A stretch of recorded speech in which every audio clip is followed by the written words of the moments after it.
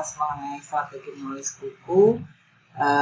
Kita lihat pertama mengenai strategi itu sendiri yang harus dipahami oleh kita semua, yang mana di sini diartikan sebagai keahlian mengatasi sesuatu kalau lihat dari kamus bahasa Indonesia dan bahasa Inggris.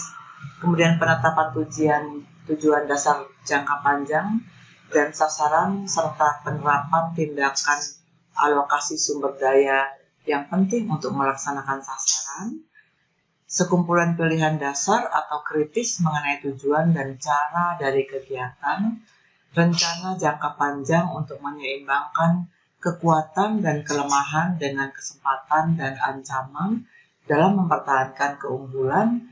Dan yang terakhir, kita semua kenal bahwa strategi itu adalah berarti cara jitu atau kiat. Ya.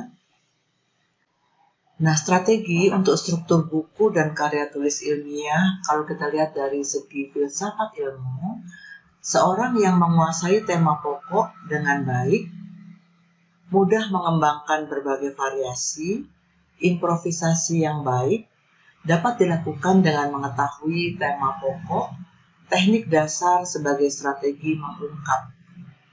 Juga hakikat keilmuan yang harus dikuasai, dan memahami hakikat dan fungsi unsur postulat atau logika penalaran, asumsi, dan prinsip.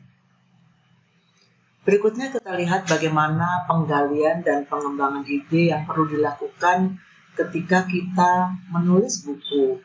Dan di dalam menulis buku itu kita lihat penggalian dan pengembangan ide yang meliputi proses pembelajaran maksimal dan berkelanjutan, prosedur sistematis, menambah pengetahuan, ide, keterampilan, dan merubah sikap untuk memperbaiki kinerja sesuai target.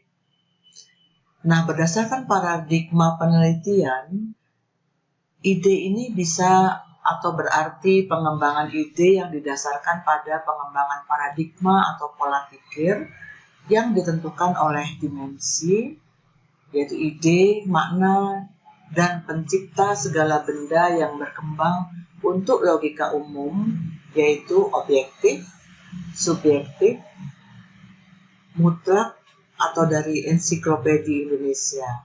Sedangkan dari ontologi, apa hakikat sesuatu. Sedangkan dari epistemologi, apa hakikat hubungan ilmu dan pencari ilmu. Dari segi aksiologi, peran nilai dari keilmuan.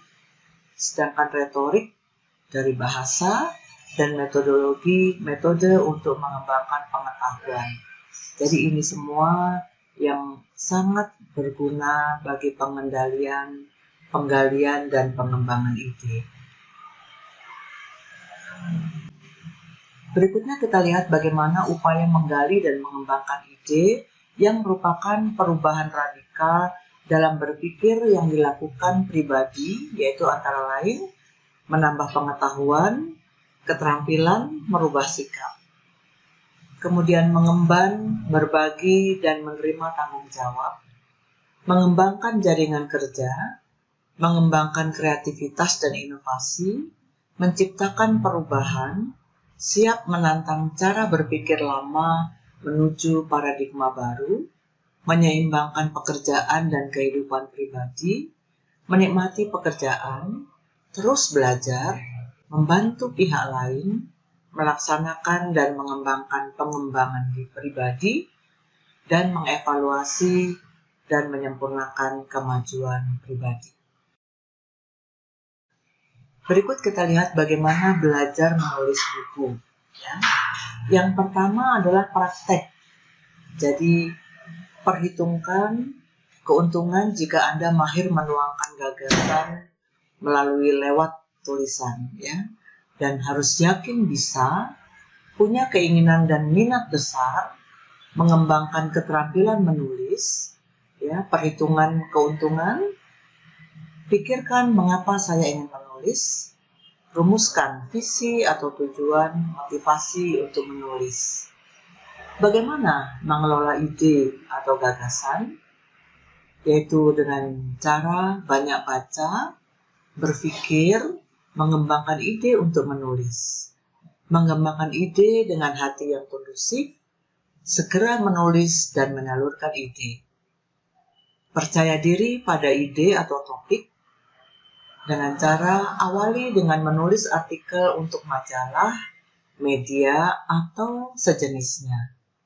Banyak baca topik yang ditulis dan buat draft atau konsep serta menyempurnakan. Rencanakan pemasaran buku dan tulis pengalaman Anda dan kembangkan. Inilah yang perlu dilakukan secara berkelanjutan apabila saudara-saudara semua ingin belajar menulis buku atau menulis apapun. Belajar dengan menulis, di sini menulis adalah cara efektif belajar. Observasi dan mulai menulis, menjadi observer yang baik, gali potensi menulis, menjadi pembaca yang baik, berani mengutarakan pendapat tentang topik, tidak ambisi jadi penulis yang sempurna.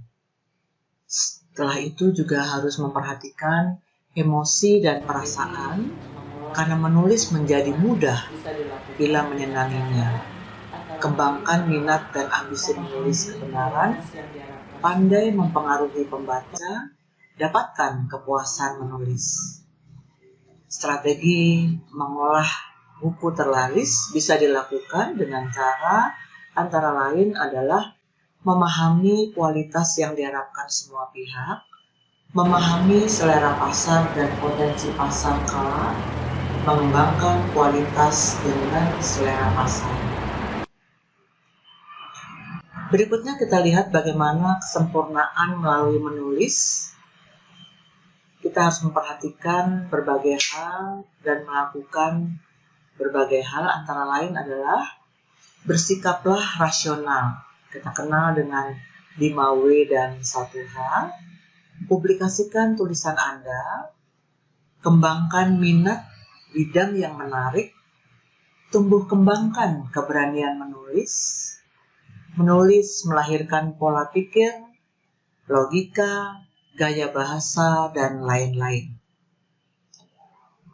Berikutnya kita lihat bahwa menulis artikel adalah sebagai langkah awal, dimulai dengan menepati komitmen sendiri, mengembangkan bakat menulis, menulis dalam keterangan agar berhasil, dan kita lihat bagaimana menjadi manusia pembelajar.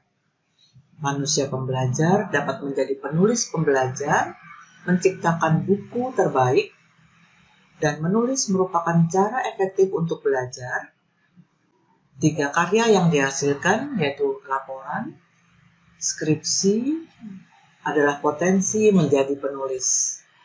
Dan saya rasa semua karya tulis juga sudah pernah saudara lakukan. Ya.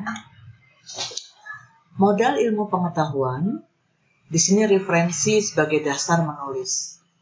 Cari keseimbangan dalam menulis, apakah itu fakta, kesimpulan, kritik, argumentasi, dan lain-lain. Mengutarakan secara sederhana. Kemudian visi sebagai penulis terbaik.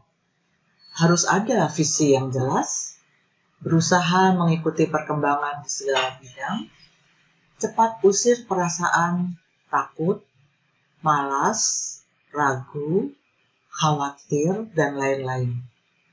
Menulis menjadi hobi mengasihkan dan menghasilkan. Berikutnya adalah tentang buku, majalah, jurnal.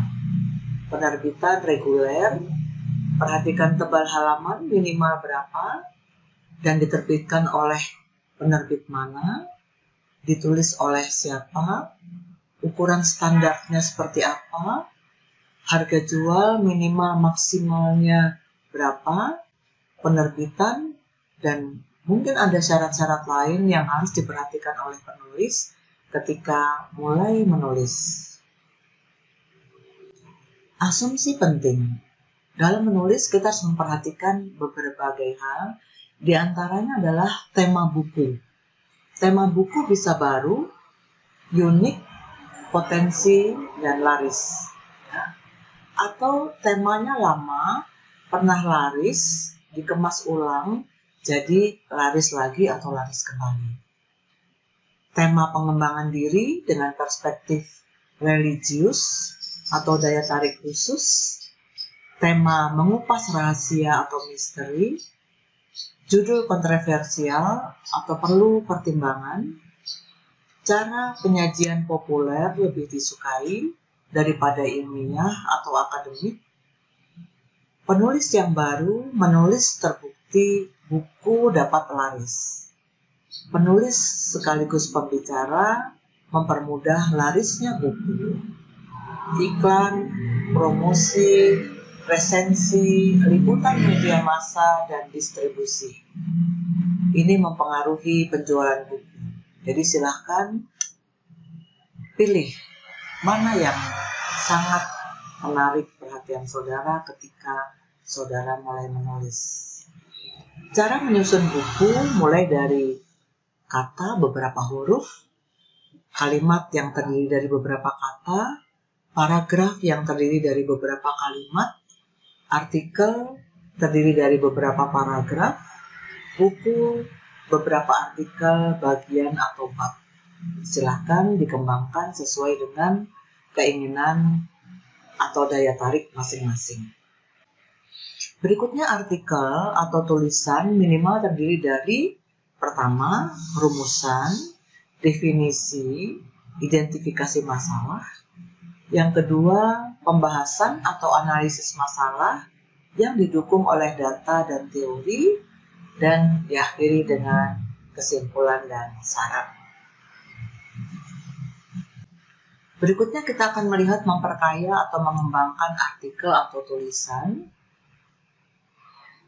yang mana terdiri dari beberapa upaya mengembangkan tulisan selanjutnya, mulai dari tambah fakta, data, dan informasi, tambah teori atau pendekatan terbaru, tambah kalimat penegasan dan lainnya, tambah paragraf baru, tambah kiat praktis, tambah ilustrasi, bisa berupa foto, bagan, tabel, dan lain-lain. Berikutnya, upaya mengembangkannya adalah teliti dan telaah artikel yang pernah Anda tulis, kembangkan artikel tersebut, bila perlu buat atau tambah artikel baru, lengkapi artikel dengan kelengkapannya. Nah, di samping itu kita juga kenal dengan adanya yang disebut buku wawancara, yaitu pertama, buku kuasi wawancara berisi wawancara imajinasi yang dibuat penulis. Buku wawancara sesungguhnya dibuat berdasar wawancara real.